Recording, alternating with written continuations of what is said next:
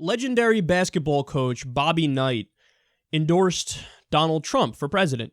Now, normally this wouldn't be a big deal, but since Trump winning Indiana really puts away the race in the sense that he'll even hit the delegate number and there will be no contested convention, it is a big deal because Knight is, of course, a legend in Indiana. So the endorsement, it might mean something. It might put Trump over the edge. And as of right now, in a state like Indiana, Trump, I think, is down 5 points. Because Indiana is, the kind of demographics and the uber religiosity that normally goes to Cruz.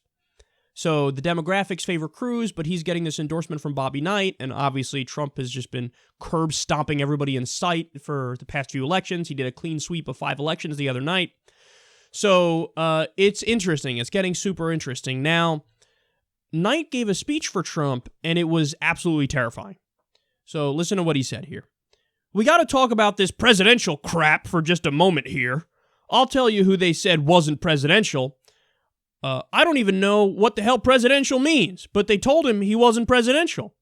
And that guy, they told all these people that they wanted to say, you're not presidential. That guy was Harry Truman. And Harry Truman, with what he did in dropping and having the guts to drop the bomb in 1944, saved millions of Americans' lives. And that's what Harry Truman did. And he became one of the 3 great presidents of the United States. And here's a man who would do the same thing, because he's going to become one of the 4 great presidents of the United States. Okay. Where do I begin with this? First of all, that's your criteria? All right. Do we have somebody who nuked a motherfucker? Because if you nuked a motherfucker, one of the top 3, you know what I'm saying? You know what I'm saying? And I don't even know who his other 2 are. I mean, I would assume Lincoln and Washington, but you never know with this guy, because he might be like, Lincoln freed the slaves. Mistake. Why would he do that? Don't free the slaves. He's making the argument that, obviously, Truman, great president, killed like 200,000 civilians. Wonderful guy. Great. He's got the guts to do it. And he says, you know why I'm picking Trump? Trump would do it too. Wow.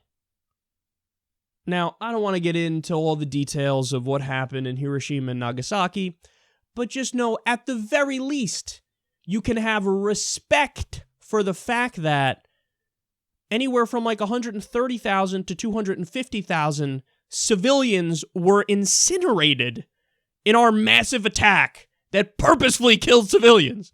You can have some respect for the family members and for the devastation for what happened there. And you maybe shouldn't have it as one of your top criteria for being an awesome president, massacring civilians and killing civilians. I see the point he's making. Hey, look, it's all about you saved American lives. But that's actually up for debate. And if you listen to historians, they say, I don't know. Actually, Japan was kind of going to surrender either way, and the thing was kind of over, but Truman wanted to flex muscle and show their strength, and not just do it for the sake of doing that, but also to show off to Russia and say, don't fuck with us.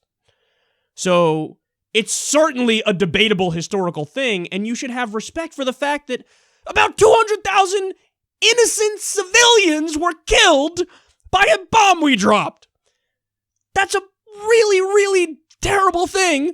Even if you agree with the action of doing it, you can still admit, but man, 200,000 civilians, god damn, that's bad. Poor people.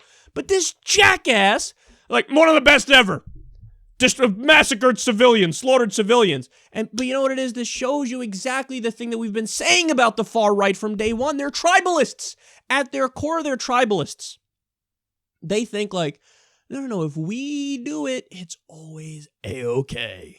So when we torture people, when we invade the wrong country, do offensive wars against the wrong country, and occupy said country, kill civilians there, if we drop a nuke on somebody, always good. Imagine there's some war between, Iran and, make up a country, Australia, for whatever reason. And then Iran nukes Australia. And they say, no, it's cool, because Australia was just about, they were going to invade here, and they might have killed millions of people here, so we had to nuke them. What do you mean? We had to nuke them, kill 200,000 Australian civilians. What do you mean? There's no problem with that. We'd be like, oh my God, terrorists! When we do it, when we do it, the default position is like, well, obviously it was a good thing, and you're one of the best presidents ever for doing it. Come on, man. It's how unreflective he is that drives me crazy. How, like, in his mind, it's a settled issue. Obviously, yeah, you kill Japanese civilians. And then not just, hey, you do that because we had to do it, you do it, and then you're a great president, you're one of the best. And he's saying Trump will do that, therefore, that's why I'm voting for him. Because he would press the red button. That's his criteria. He would nuke somebody, therefore I love him. That's crazy. Like, you're crazy if you believe that. Like, and the crazy thing is, these guys think this brings stability. Like, no, that's stability. You bring in this fucking billionaire con man buffoon with a ferret on his head, and don't worry, because, you know, he's a very calm guy who's not impulsive.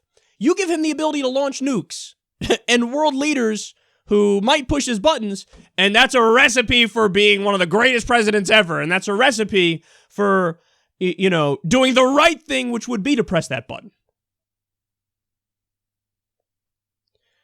He's giving as his main reason to vote for Trump what I've said is probably the main reason to not vote for Trump, which is you have this guy who's clearly impulsive, who's clearly not like really thoughtful and intellectual, and you give him the control of the biggest military ever created in human history.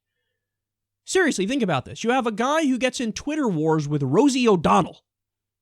You have a guy who can't help but lash out at any journalist who ever says anything even slightly against him. You have this guy who's got a temper that's a fucking hair follicle's length long. And you're going to give him the world's most powerful military, and you're going to give him the ability to launch fucking nukes. And this guy says that's a good thing. Tribalism 101. Keep it real. I mean, he looks at him, okay, old guy, white guy, Republican guy, hates minorities, you know, with his comments on Mexicans and Muslims, among other things. And yeah, let's give him all the power, and isn't it great that he can nuke somebody? That's his reasoning. That is a profoundly and deeply stupid human being. Say whatever the fuck you want to say about Bobby Knight when it comes to basketball. Maybe he's great in that realm as a coach. Yippee skippy. I don't give a fuck. He's an idiot. He's a fucking moron. He's saying it's a great idea to give Donald J. Trump nukes. If you're swayed by that, you are the problem.